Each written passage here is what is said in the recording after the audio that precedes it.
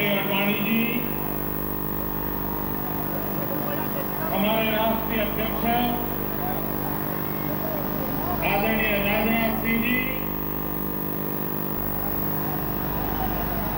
जिनके परिश्रम के कारण आज मध्य प्रदेश दसों दिशाओं में प्रगति कर रहा है, ऐसे भाई शिवराज जी, बहन सुषमा जी, अरुण जेटली जी, श्री नरेंद्र तोमर जी, आदरणीय डॉक्टर जोशी जी, मंच पर विराजमान सभी वरिष्ठ महानुभाव और इतनी विशाल संख्या में पधारे हुए सभी कार्यकर्ता भाइयों और बहनों,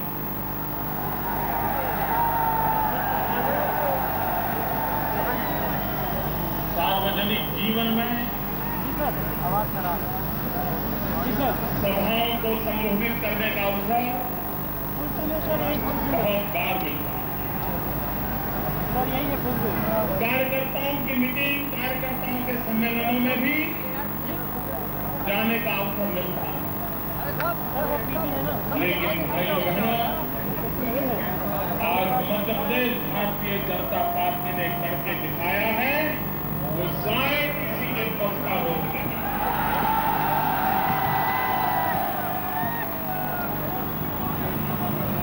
मैं मध्य प्रदेश भारतीय जनता पार्टी के अध्यक्ष जी को,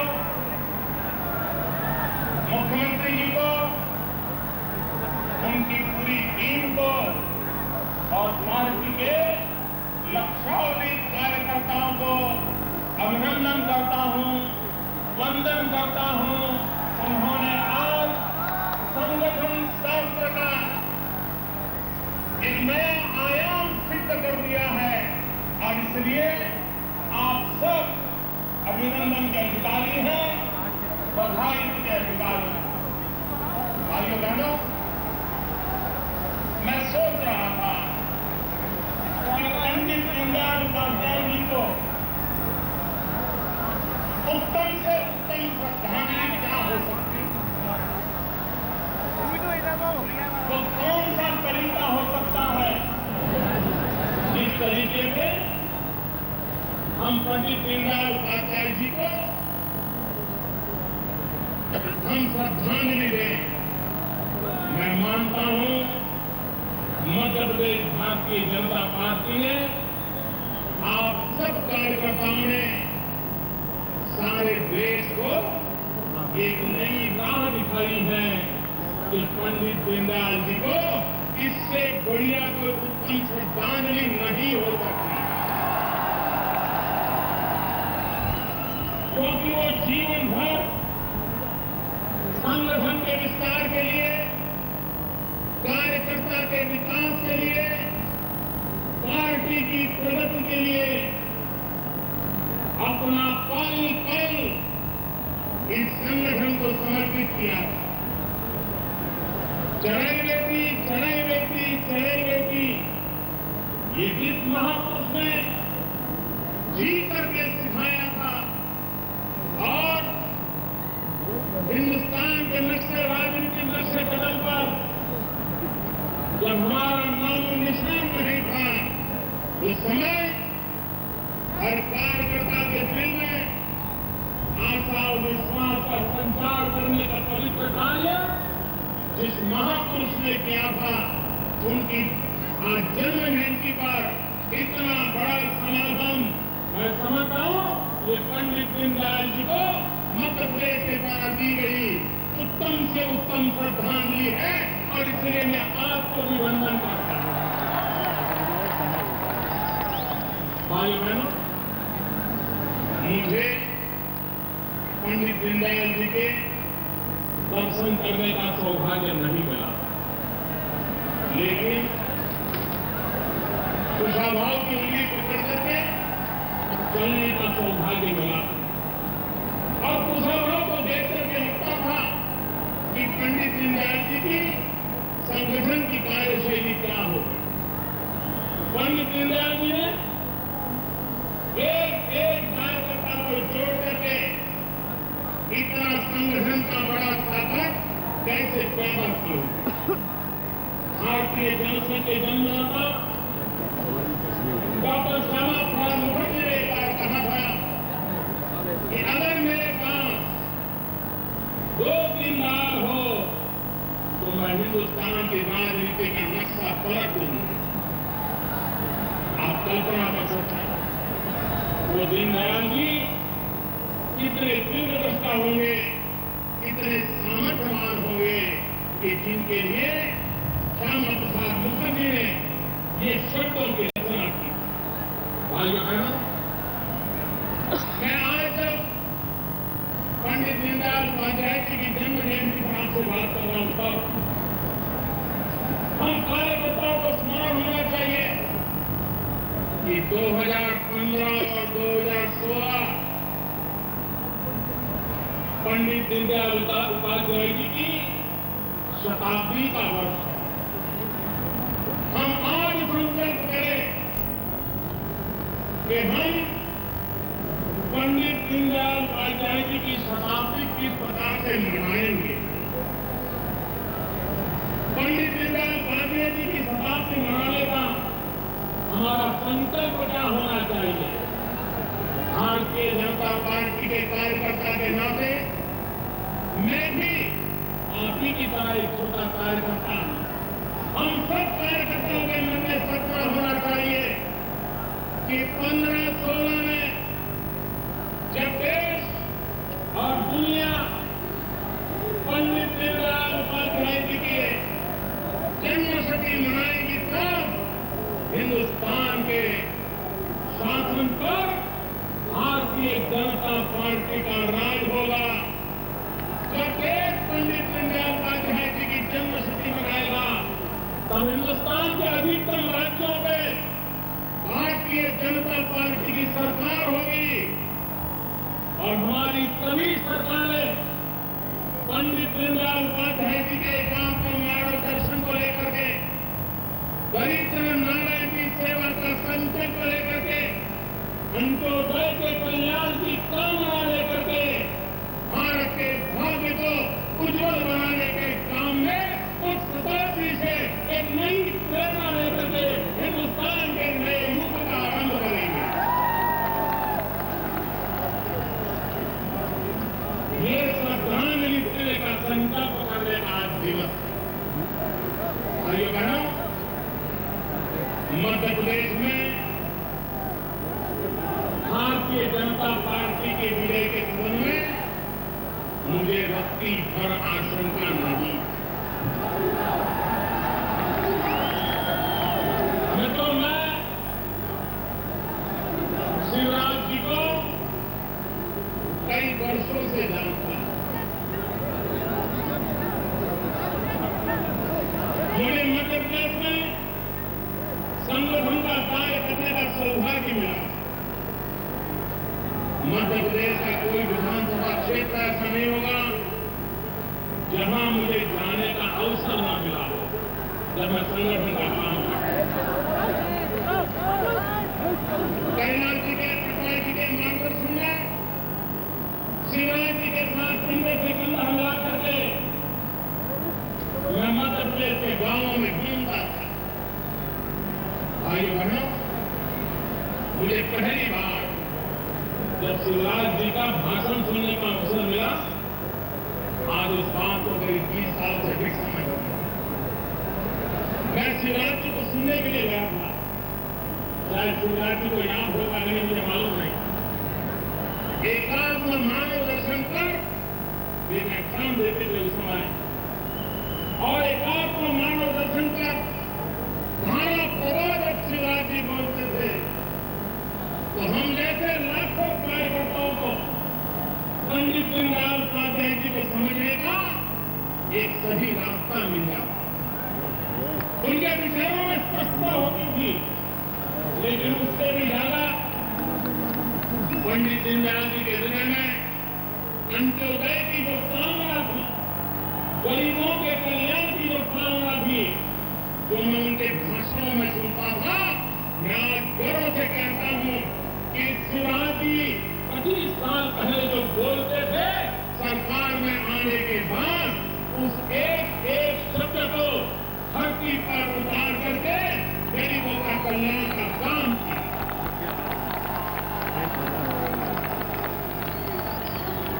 भाइयों बहनों, कांग्रेस पार्टी ने 60 साल तक इस देश में शासन किया, लेकिन पहले कभी कांग्रेस के किसी नेता के मुंह से दिल्ली में बैठी किसी सरकार के द्वारा इंक्लूसिव ग्रोथ ये शब्द हमने कभी सुना नहीं। इन दिनों उनको उछल उछल करके इंक्लूसिव ग्रोथ ये शब्द प्रयोग करना पड़ रहा है। कांग्रेस को ये शब्द इसलिए स्वीकार करना पड़ा है कि जहां जहां भारतीय जनता पार्टी को जनता ने सेवा करने का अवसर दिया, भारतीय जनता पार्टी की सरकारों ने सर्वांगीण विकास पर बल दिया, इंक्लूसिव विकास पर बल दिया। गांव हो, गरीब हो, किसान हो, गरीब हो, पीड़ित हो, शोषित हो, गरीब हो, अनपढ़ हो, पुरुष हो या महिला हो, बूढ़े हो या नौजवान हो, हर एक के कल्याण का काम इन सरकारों ने किया। और उसका परिणाम ये आया है कि आज दिल्ली की सल्तनत को आए दिन इंक्लूसिव ग्रोथ की बात करने के लिए मजबूर होना पड़ा है। और उसका अगर सबसे बड़ा श्रेय किसी को जाता है तो श्रीमान शिवराज जी को जाता है। भाइयों बहनों, आपको मालूम हो, आपातकाल में श्रीमती इंदिरा गांधी जी ने गरीबों के कल्याण के लिए एक 20 सूत्री कार्यक्रम बनाया और भारत सरकार को मॉनिटर करती है। देश की हर सरकारें, राज्य सरकारें उसको इम्प्लीमेंट करती है और हर 3 महीने उसका लेखा जोखा प्रकट किया जाता है। इंदिरा गांधी के जमाने से योजना शुरू हुई थी, मोरारजी भाई की सरकार बनी, उन्होंने उसको कंटिन्यू किया था, चालू रखा। उसके बाद जितनी सरकारें आई, हर ने उस योजना को आगे बढ़ाया, इसीलिए उस योजना को उठा दिया। लेकिन पिछले 7-8 साल से इसका जब लेखा जोखा बना निकलता है, इस राज्य ने कैसा परफॉर्मेंस किया, इसका जब लेखा जोखा निकलता है तो पिछले 7-8 साल से लगातार सबसे अच्छा काम करने वाले, गरीबों की भलाई के लिए 20 सूत्री कामों का सही ढंग से इम्प्लीमेंटेशन करने वाली सरकारों में पहले 5 जो सरकारों के नाम आए हैं वो हमेशा या तो बीजेपी की सरकारें आई हैं या तो एनडीए के साथी दलों की सरकारों ने गरीबों की भलाई का काम किया।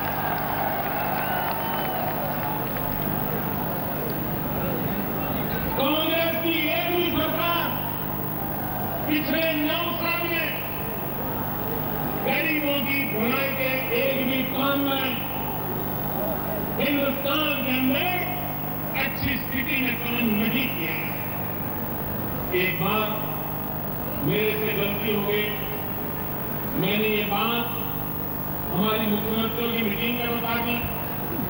वहां पर बैठे हुए कांग्रेस के नेताओं ने सुना, वो चौंक गए, उन्होंने जानकारी इकट्ठी की, तो मेरी बात सही निकली कि सारी बीजेपी की सरकारें ही गरीबों के कल्याण के काम में सबसे आगे हैं।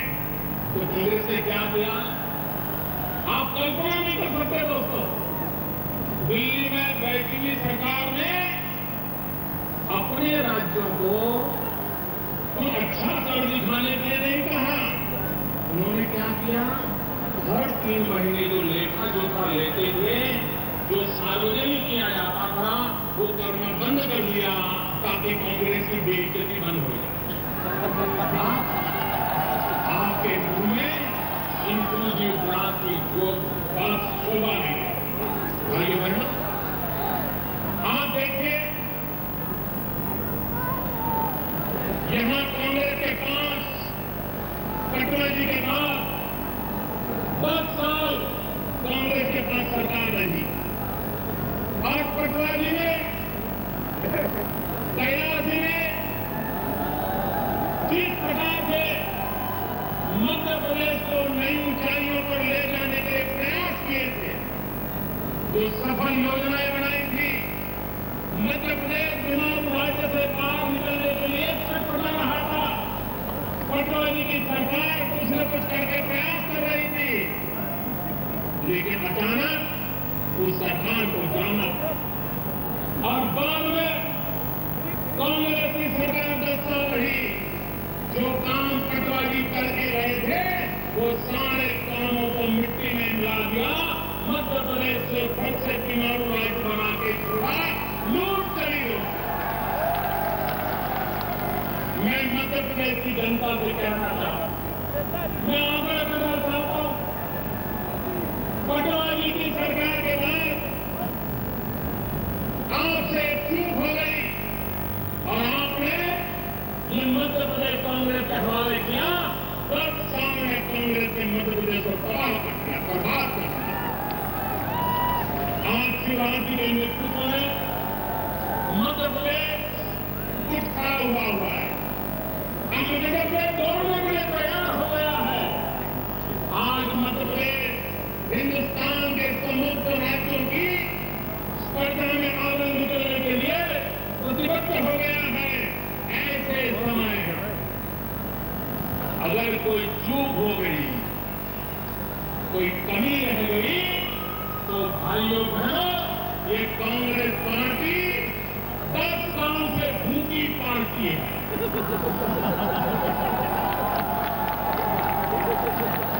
मध्य प्रदेश का हाल कैसा बेहाल कर देगी, इसका आप अंदाज कर सकते हैं। और इसलिए भाई बहनों, मध्य प्रदेश के एक कार्यकर्ता का दायित्व बनता है कि मध्य प्रदेश इस पढ़ाई विकास की ऊंचाइयों को छूने जा रहा है, हम उसमें कोई रुकावट आने नहीं देंगे और मध्य प्रदेश को शिवराज जी को पूरी ताकत से खींच रहे हैं, आगे बढ़ा रहे हैं।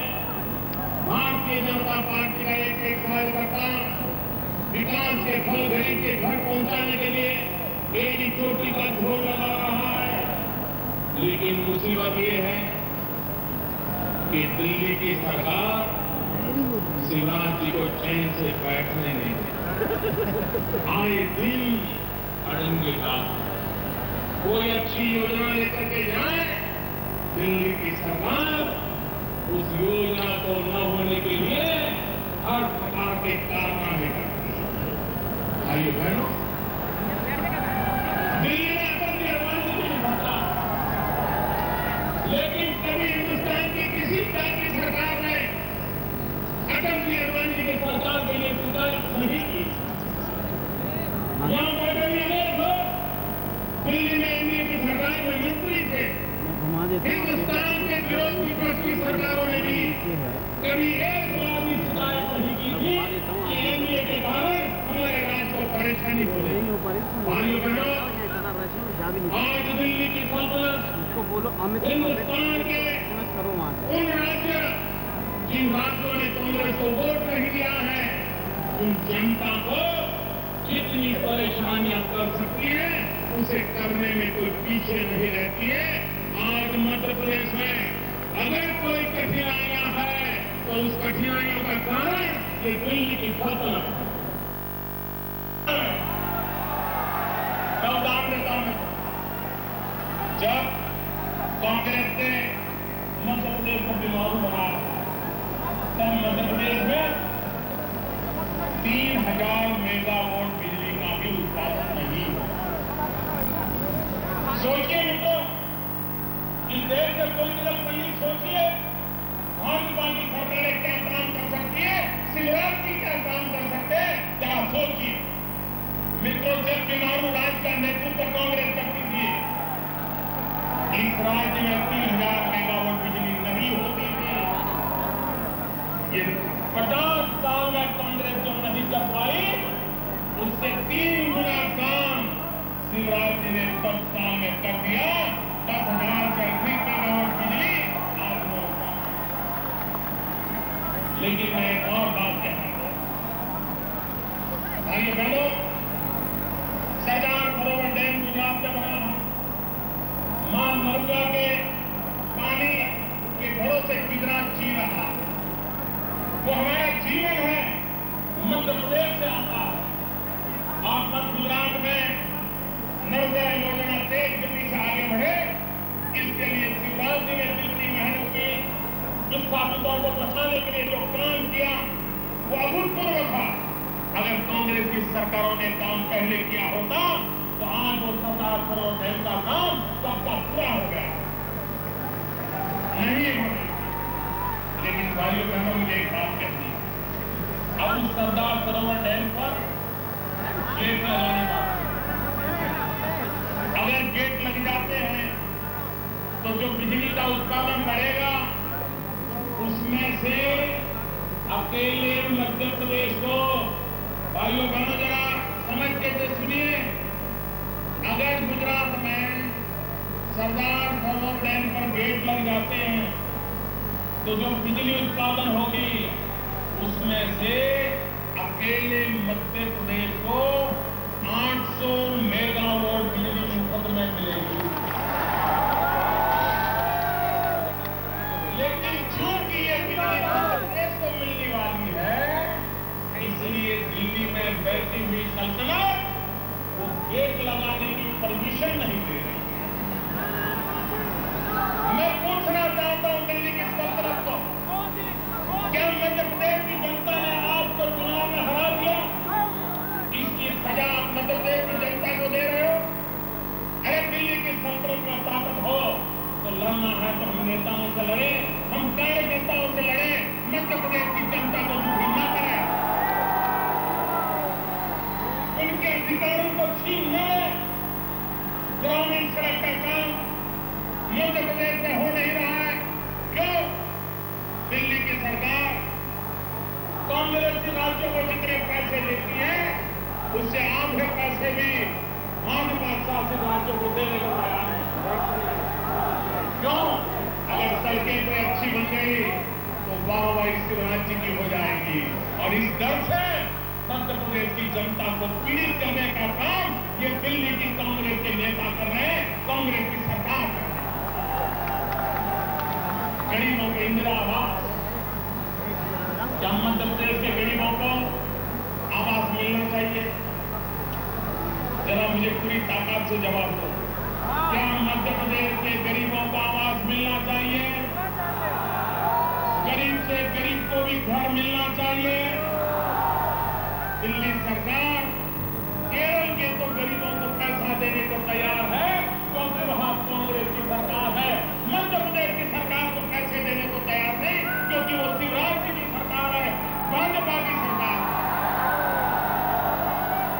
मैं दिल्ली के शहंशाह को पूछना था, अरे सरकार भाजपा की है, लेकिन ये नागरिक तो हिंदुस्तान के हैं, ये गरीब भारत मां के बेटे हैं।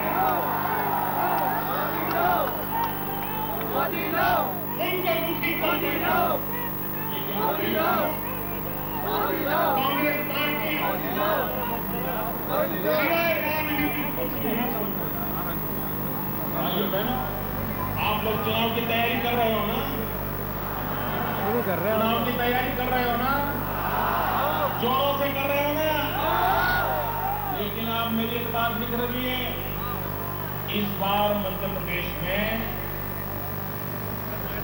छत्तीसगढ़ में, राजस्थान में, दिल्ली में और आने वाले लोकसभा के चुनाव में कांग्रेस पार्टी अपने उम्मीदवार खड़े रखने वाली नहीं है।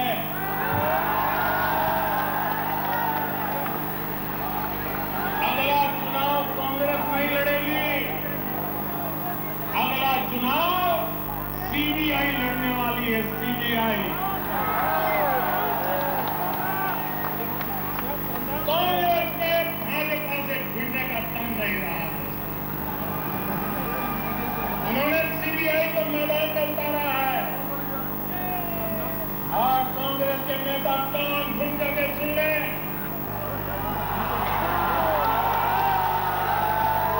आपातकाल के दमन चक्र को याद कर लें।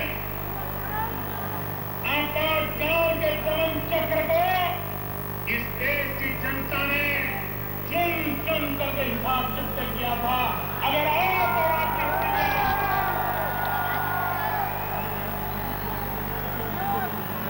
हिंदुस्तान के निर्दोषों पर जुल्म करने के लिए काम आने वाली है तो कांग्रेस के चक्र पर बैठेंगे, शहंशाह लिख करके रखे, हिंदुस्तान आपको माफ नहीं करेगा। चुन चुन करके थे आपका हिसाब चुकता करेगा।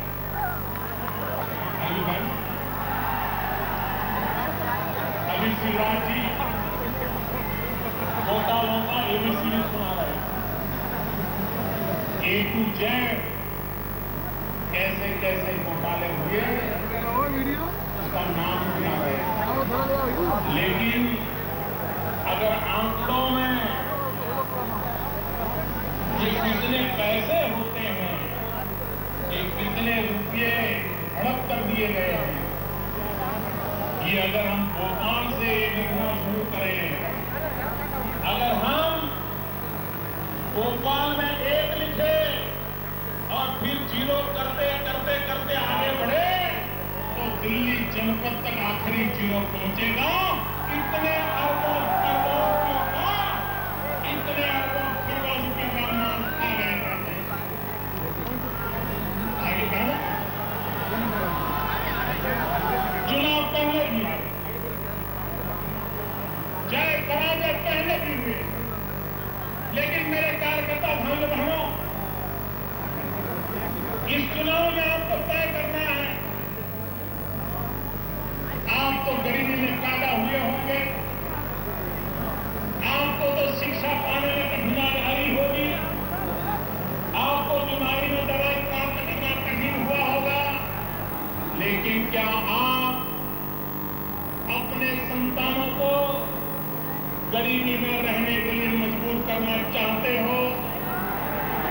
क्या आप अपने बच्चों को अशिक्षित रहने के लिए मजबूर करना चाहते हो?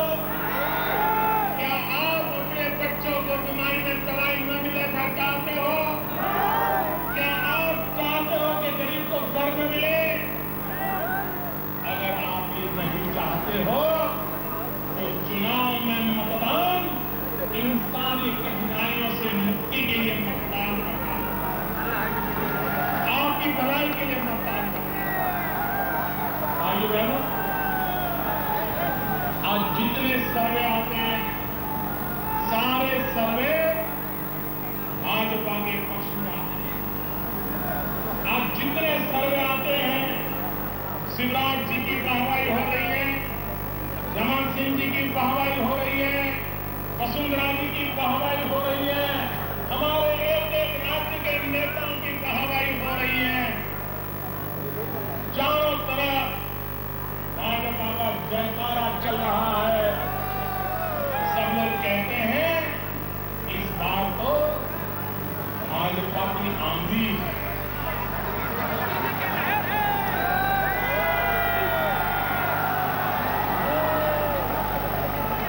लोग कहते हैं इस बार कश्मीर से कन्याकुमारी तक पूरे हिंदुस्तान में भाजपा की आंधी है। कार्यकर्ता भाइयों बहनों, ये बात सुनकर के हमें भी आनंद आता है। हम लोग भी गली मोहल्ले में, गांव में गरीब के घर जाते हैं और भाजपा की वाहवाही सुनते हैं, हमारा भी लेकिन आज यहाँ बूथ के कार्यकर्ता है और मैं संगठन से जुड़ा हुआ कार्यकर्ता हूँ, इसलिए मैं कुछ संगठन की बातें भी सार्वजनिक रूप से आपसे करना चाहता हूँ। आप होने के लिए आंधी कितनी ही तेज क्यों न हो, 150 किलोमीटर की स्पीड से आंधी चल रही हो, 200 किलोमीटर की स्पीड से आंधी चल रही हो, और अगर आप चौराहे पर खड़े रह करके साइकिल का ट्यूब लेके खड़े हो जाएं, 200 की स्पीड से भी आंधी चलती होगी तो भी साइकिल की ट्यूब में हवा भरेगी, हवा भरेगी। 200 की स्पीड से हवा चल रही है लेकिन साइकिल की ट्यूब लेके खड़े हो जाएं तो हवा भरेगी। हवा भरने के लिए पंप लगता है कि नहीं लगता है? भाइयों बहनों, पोलिंग बूथ में भारतीय जनता पार्टी के हर कार्यकर्ता ने इस आंधी को मतपेटी तक ले जाना ये सबसे प्रमुख काम।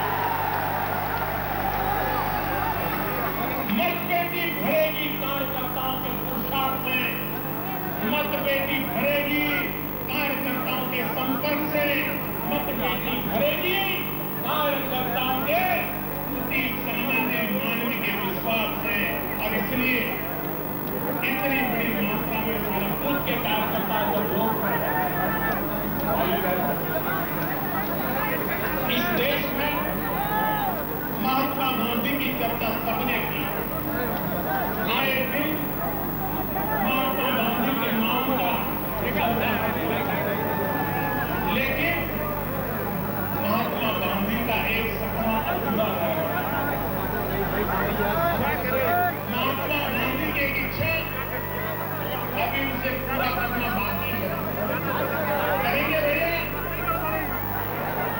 दो हाथ ऊपर करके पूरी ताकत से बताइए, क्या महात्मा गांधी की इच्छा पूरी करेंगे?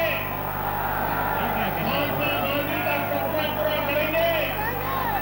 महात्मा गांधी की इच्छा परिपूर्ण करेंगे?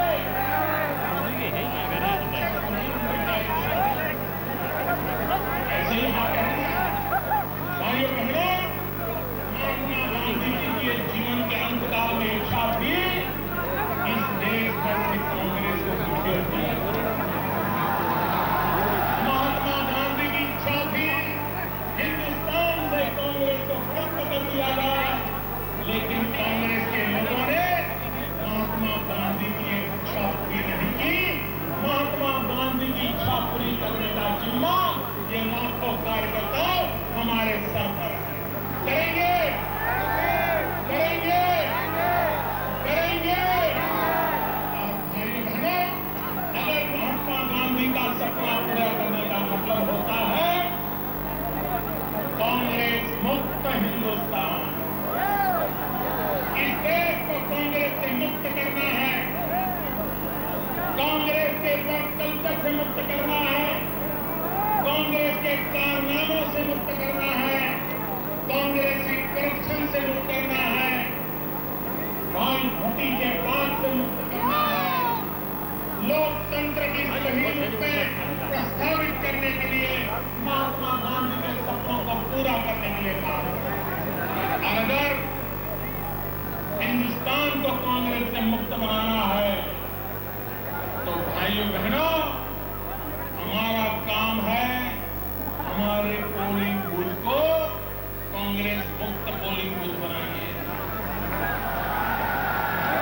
यहाँ 50,000 से अधिक पोलिंग बूथ के कार्यकर्ता मेरे सामने बैठे, जहां कहां मेरी नजर पहुंच रही है मुंड ही मुंड नजर आ रहे हैं। भाइयों बहनों, यहां से संकल्प करिए, हम तो हमारे पोलिंग बूथ को, हम हमारे गांव को, हम हमारे नगर को, हम हमारे तहसील को, हम हमारे जिले को, हम हमारे राज्य को, हम सब मिलकर के हिंदुस्तान को कांग्रेस मुक्त हिंदुस्तान बनाएंगे। और उसका प्रारंभ हम पोलिंग बूथ से करेंगे। हर पोलिंग बूथ को कांग्रेस से मुक्त कराएंगे। इस संकल्प को लेकर जाएं भाइयों बहनों, दोनों काम करके, हाथ ऊपर करके मैं एक नारा बुलवाता हूं, उसको आप जरूर पंडित दीनदयाल उपाध्याय, आप सब बोलिए अमर रहे, अमर रहे। पंडित दीनदयाल उपाध्याय आवाज पूरे हिंदुस्तान में पहुंचनी चाहिए दोस्तों। पंडित दीनदयाल उपाध्याय, पंडित दीनदयाल उपाध्याय, पंडित दीनदयाल उपाध्याय। भारत माता की, भारत माता की, भारत माता की। वंदे वंदे वंदे वंदे वंदे वंदे वंदे वंदे वंदे वंदे वंदे।